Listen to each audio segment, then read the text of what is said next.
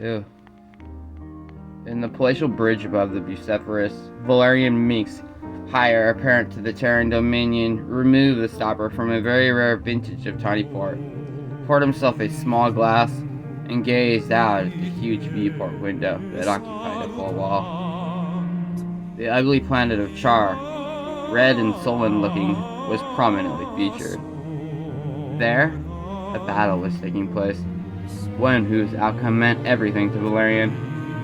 On that volcanic and hospitable world, either Sarah Kerrigan was being reborn, or the Queen of Blades was slaughtering those who had come to save her lost humanity. Out among the stars, too, a battle was still raging. The Zerg were uncontrolled, which was both good and bad. Good in that their attacks had no strategy. Bad in that they were so brutally random. His own vessels were involved. He had seen at least 11 of the 25 battle cruisers he brought to the fight destroyed.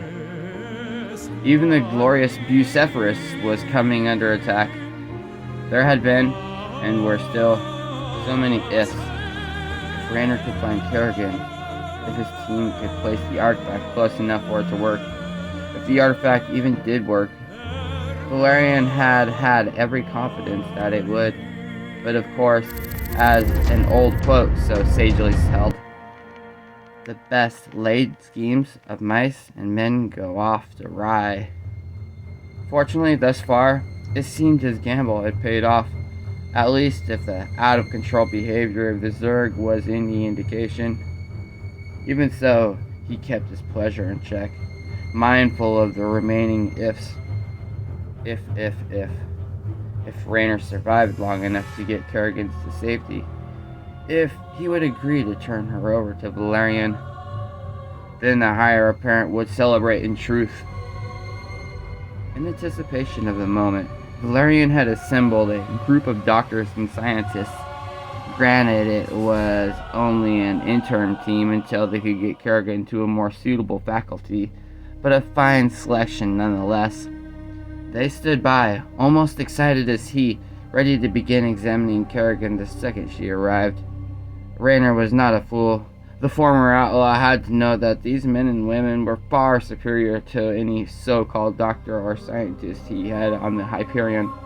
Valerian was gambling that, in the end, the man's concern for his beloved would win out, and Raynor would want the best treatment for Sarah.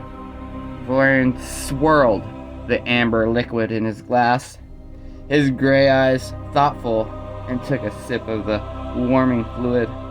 His tongue crept out to capture a stray drop. The power that would soon be his. The power to finally prove to his father that he was as strong a man and a better man than Nocturus Minks. But even more important, Valerian was the knowledge that Kerrigan had stored inside her skull. At least, he hoped she still had knowledge. It could be that she would remember nothing of being turned into a monster, the glorious and terrifying Queen of Blades, the mistress of the Zerg. It could even be that her mind had been completely destroyed by the transformation.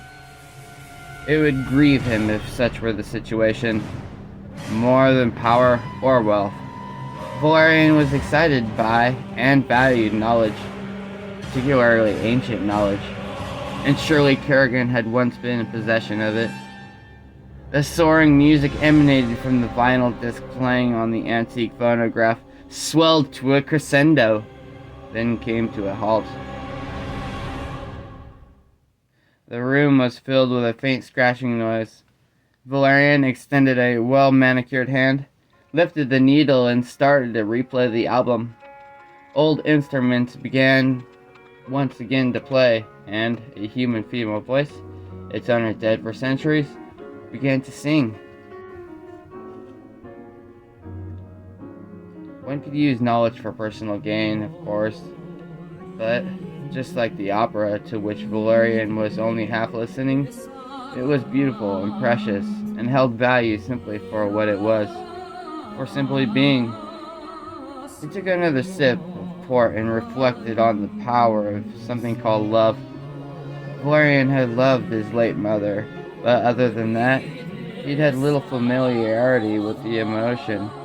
He'd known respect and affection for others, but never considered himself to have been in love.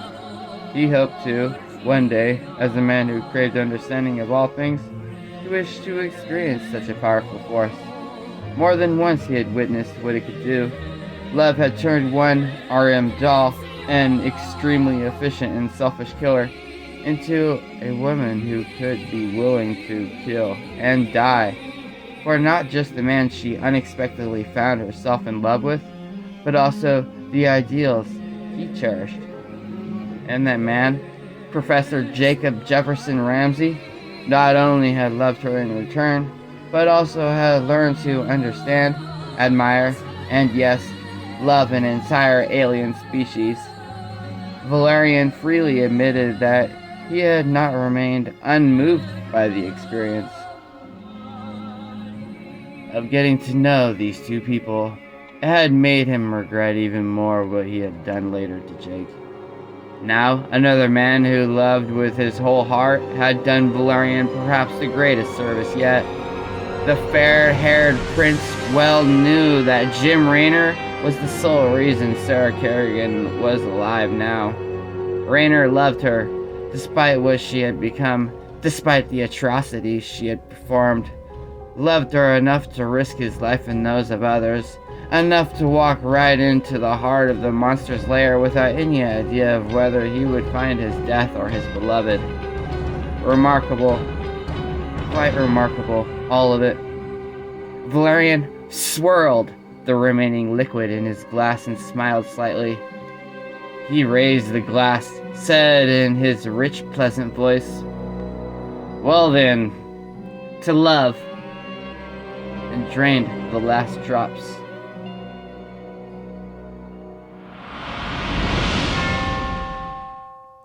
The pair was on its way with the artifact. Lyle had told Jim what felt like about 4 centuries ago. In those 4 centuries, which were probably more like 4 minutes, Jim and his team had piled up an impressive number of Zerg bodies.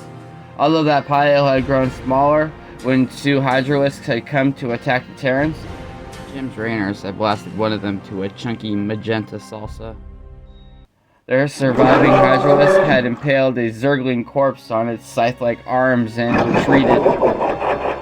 The Raiders had whooped in delight, not wasting ammunition as the huge creature slithered away with its prize. The solution, at last. Cut off the head and feed the limbs to each other. Jim had shot him a quick look, but there had been no malice in the comment. And it was true. The Queen of Blades was gone, although the human who had been her genesis was, he hoped, inside the dropship. There was a click in Jim's ear. "We're a kilometer out." Lyle said. "Sorry, boss. This Zelnaga toy is slowing us a bit, and we got us some ugly dogs put down." Jim couldn't help but smile as Lyle downplayed what Jim knew damn good and well was life and death. "Roger that," Jim said, keeping his own voice light, keeping up their spirits. He pointed to 2 of his men. "Fraser, Wilson, you go ahead and meet them. Clear the path. We got plenty of distracting snacks for the next wave. Those boys ain't got nothing." "Yes, sir," Fraser said. He and Rolston took off. "Sir," came the voice of the pilot in Jim's ear. "I'm getting reports that there's a cluster of Mutilisks assembling between us and the main fleet up there." The tone of the man's voice, carefully flat, too neutral, told Jim all he needed to know. "Kerrigan is still out cold. There's no way she could be directing them." "If you say so, sir. But they are gathering. They could be following us. can't quite be sure. They may just decided that they lack each other's company. Unless you can tell me that you know exactly how the Zerg function when they're not receiving orders, we're going to assume that this is nothing but a coincidence. Jim shot back. Yes, sir. He realized he sounded angry and defensive, but he couldn't help it. He knew Sarah wasn't controlling the Zerg. Knew it in a way he could never explain. Dust heralded something approaching on the ground. Jim couldn't tell how far away it was. He lifted his weapon, but felt a prickling at his back of his neck. The instinct of a man so used to fighting that the gut was sometimes wiser than the head. He held his fire. Sure enough, 3 seconds later, he could plainly see that powder of char was not being stirred up by a cluster of ravenous monsters, but rather Lyle, Haynes, Fraser, and Rolfson approaching, heading toward them at as brisk a pace as they could manage, while bearing the protective case that housed the gleaming alien artifact. A cheer went up, and the dropship's ramp lowered. Grinning, covered in gray dust, the 4 raiders loaded the invaluable artifact onto the ship. Jim glanced past him into the ship's interior to see Sarah, still unconscious, still breathing, still looking almost less human with all the machinery attached to her, like she had appeared when he had first rounded her on the cavern. He looked over his shoulder and swore. Another dust cloud, and this time he could see ugly silhouettes in it. More pets to party. So, looks like they did follow the corpse's path. He hoisted his rifle and took aim. Sir, we need to go, shouted Rolfson. Jim didn't waste breath replying. They had to take off foot. They would be more successful doing so without a bunch of Zerg flinging their bodies onto the ship. He mowed them down as they came, experiencing neither remorse nor delight, then leapt onto the ship and tumbled into the seat next to Kerrigan.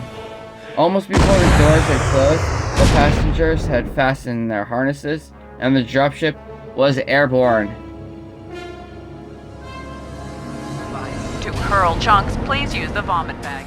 Input coordinates in 5 by 5. Jim and the others opened their visors. Recirculated air had never smelled so sweet.